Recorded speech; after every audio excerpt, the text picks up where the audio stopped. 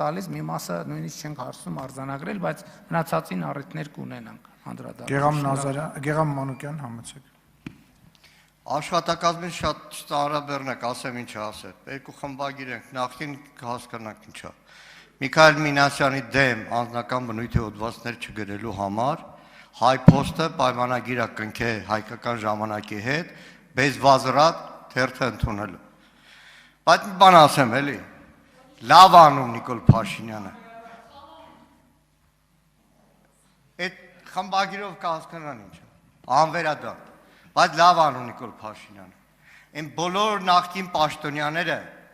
որ ժամանակին իրանց դեմ չգրելու համար խելոք համաձայնվել է Նիկոլ Փաշինյանի հետ ու այսօր ձեն չեն անում 1000 տեսակ պատճառով, դրա համար էլ կարողանում ասել ծրարներից խոսա։ Բայց ասածս դա չի, գիտեք, ստեղ կարակ այդ մինչև ելույթ եք ունենում հայ առաքելական եկեղեցու մաքրության այդ հոդվածը չէի կարդացել 20-ական թվականներ բոլշևիկները աղանդավորական շարժում են սարքում, որպեսզի եկեղեցին մաքրել, զտել, դարձնել իսկական քրիստոնեական տաճարներ, որտեղից ամեն սիրուն բառեր։ Տիկին Արփինե Սարգսյան ջան,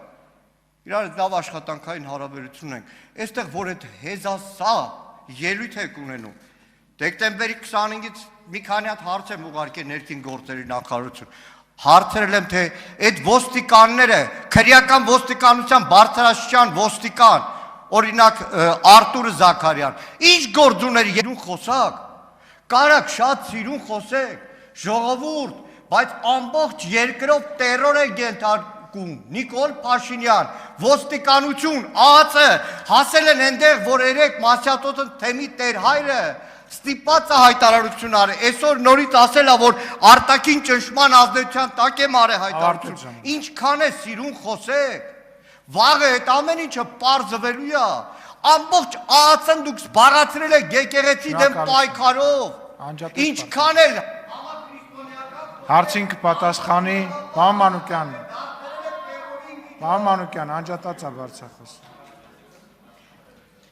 Հարցին կպատասխանի վարչապետ Նիկոլ Փաշինյան։ Շնորհակալ եմ պարոն Մանուկյան հարցի համար։ Այդ որ ասում եք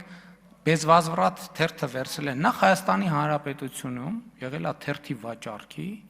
1-2 համակարգ, այսինքն դու կամ պետքա վաճառեիր կամ չպետքա, ընդ որում օրենքով պարտավորություն են ունեցել, որ պետքա վաճառեն։ Հիմա ես ասեմ, գնացեք հաշվապահությունով հանեք, թե այդ ընկերությունները հայկական ժամանակ թերթը բեզվազվրատ վաճառելու արդյունքում ինչքան շահույթ են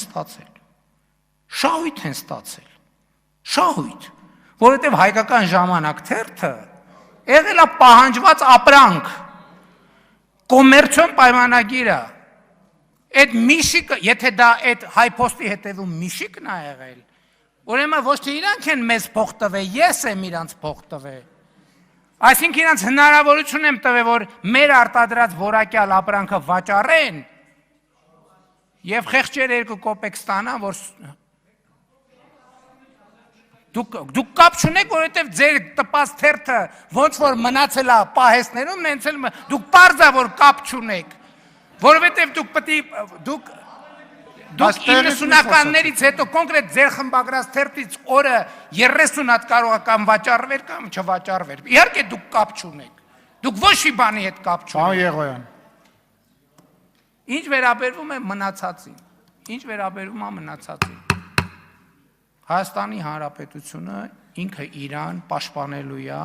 օտարի երկրյա KGB-ի գործակալներից եւ այդ օտարերկրյա ազդեցության գործակալներից։ Անկախ նրանից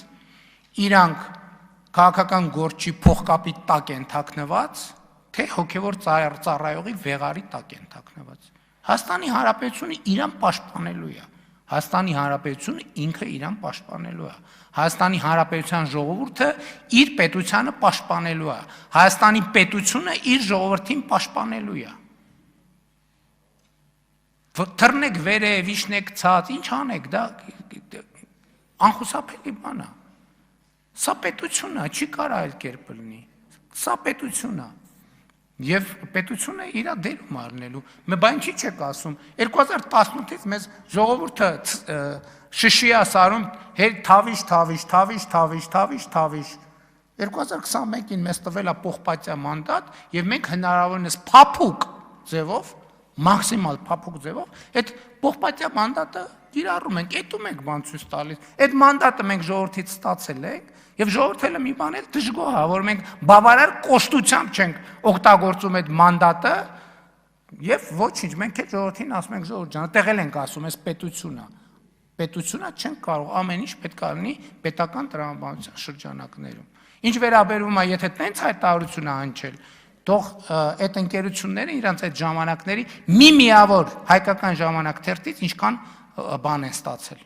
Շահույթ։ Միավոր թերթի վաճառքից 30 դրամ մենք տվել ենք իրանց։ Միավոր թերթի վաճառքից։ Արձագանք։ Ախր իզուր չեմ ասում, որ աղանդավորական շարժումը։ Այս էլ բոլշևիկների ազատ եկեղեցի աղանդավորական շարժման 12 կետանոց ծրագրի հետևյալ կետը, որ դուրս պետք է դրվի եկեղեցում, այս կամ այն կուսակցության կամ այս պետության, այս կամ այն պետության ձեռքի խաղալիք դառնալով վերածնվող խորհրդային Հայաստանի դեմ են գործում դավաճանաբար։ Լսեք, ես ինչի մասին եմ ասում։ Ասում եմ, ԱԱԾ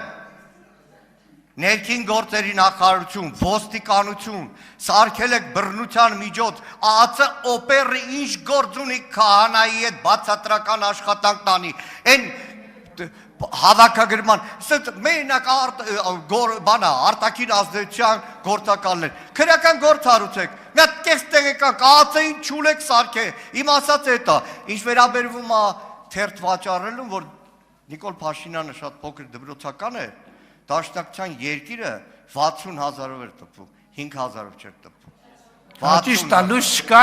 լույս չկար տպվում էր, հետո լույսերը տվին, դադարեց։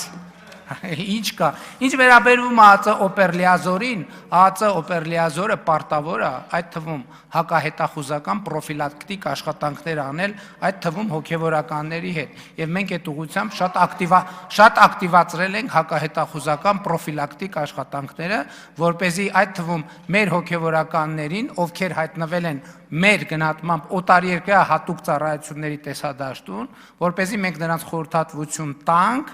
որպեսզի նրանք չհավաքագրվեն, իսկ եթե հավաքագրվել են, վերահավաքագրվեն։ Շնորհակալություն։ Եվ վերջին հարցը այսօր Քրիստինե Վարդանյան, համեցեք։ Գեղամ Նազարյան, ներողություն եմ խնդրում։ Դահլիճում լռություն։ Դահլիճում լռություն։ Խնդրեմ, պարոն Նազարյան։ Այսօր կառավարության անդամներն են, այսօր շատ տենց ինչի բաց չգիտեմ։ Չեն ծիծաղում, խոսում են։ Խնդրեմ, համեցեք պարոն Նազարյան։ Հունվարի 27-ը սահմանվեց հայրենիքի պաշտպանության համար զոհվածների